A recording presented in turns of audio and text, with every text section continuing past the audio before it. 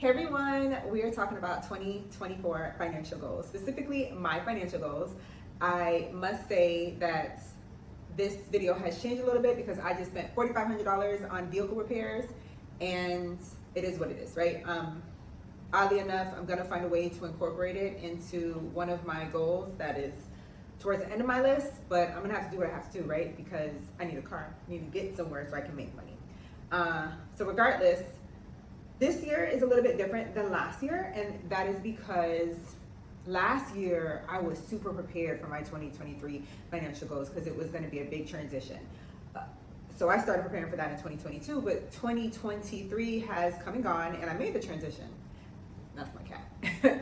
And that's wonderful, but now 2024 is a little bit different because the newness of going from one job to a different type completely is no longer there, and now I need to really kind of figure out what I want to do. So the number one thing that I want to accomplish in 2024 is the scariest thing, because it is to make $5,000 at least from my actual entrepreneurial pursuits. The main one, there's two things. The main one is getting my tutoring business up and active again. It's been up since 2020, but active, not really. But 2024 is when I want to get it up again. I really enjoy it, gotten really good feedback on it. I just need to get it up and going. And ultimately, people need to know that's what I do. So I have like a plan that I have constructed. Now I need to execute it. And shout out to my love and my friends, because they're all looking at me like, what's going on with that? That's why you quit your job, right? And it's true. But I'm like, hold on, wait, y'all are holding me accountable? Y'all are expecting things of me, which is nice if they believe in me. But it's like, okay, I have to get it going. And there are phases that I have planned for, and last year, the last half of the year was the first phase and getting ready for this phase, but we're at this phase, I have prepared, now I have to launch it. The other part that I'm trying to get at least $5,000 from is YouTube. So I started this because I love to chat, I love finances, and I would do this for free, and I'm doing it for free, but I'm not gonna lie, I do want to get some income from it, and shout out to everybody who has subscribed, I really appreciate it. And then shout out to all of you that will subscribe. I really appreciate it. Thank you so much. I can't believe that y'all are taking this ride with me, and I really can't wait to have more. I'm not in a rush per se, but it would be nice to make a little coin, and it is possible this year, the way it's going. So that's number one.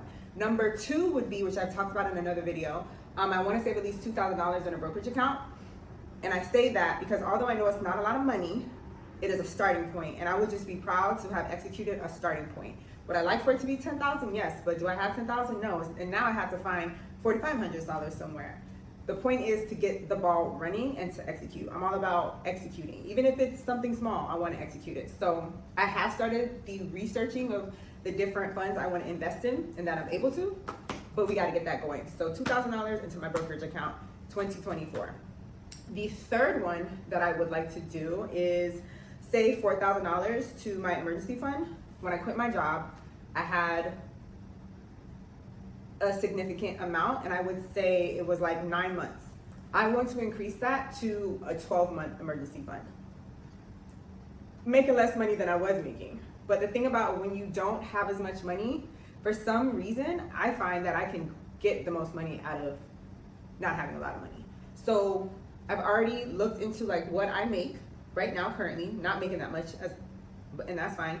And I can squeeze out $4,000, which I think is really good considering that it's not a big salary. So even though it may not be a lot to most people, I also think on the flip side, it's not easy to do. So I'm really hoping the money inflow stays constant enough so that by the next 12 months, I will have at least $4,000 more into my emergency fund in hopes of getting it to 12 months.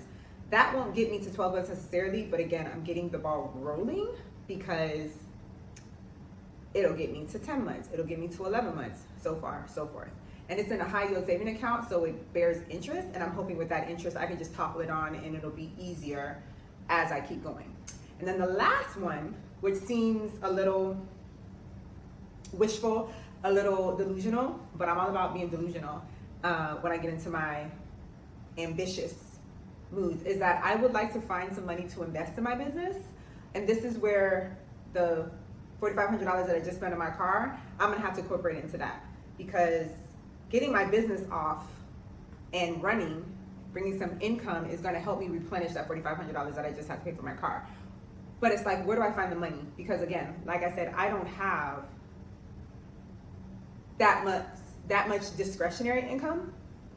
Half of me is saying just go into your emergency fund and invest the $1,500 to $2,000 that you think you need to get this jumped off. So if I'm going to spend $4,500, what's another $1,500 to $2,000 to invest in my business to get it up and running quicker? Because with my business, I need equipment. With my business, I need to relaunch my website. With my business, I need to get business cards. With my business, I need to get, what are those things called? Like flyers, and I need to do ads, all those things that I don't know anything about, but I know I need to do them and I need to find a way to execute them. So that's the one that's a little delusional, but I gotta find a way. And I'm thinking that way is, girl, just go into your little piggy bank. No one will be the riser except for you. No one knows. And then hopefully that money's gonna come in, because when I make money from tutoring, it's decent money. So I can just replenish it, and my business will be brought to the forefront more so than others. So yeah, that's pretty much it. Do y'all think I should go into my savings right now, or I should like try to pick up even more shifts that I'm gonna have to pick up? Because I already gotta pick up some shifts, because there's no way that I can use $4,500 at this point. Luckily though, I will not have to use my credit card. I'm gonna use my credit card to get the points, but it's nice that I don't have to rely on my credit card. I just, this year, I don't gung-ho, but something tells me in my spirit, because I'm not, I had to jot down what I needed to do, and I needed to document to myself that this is what I want.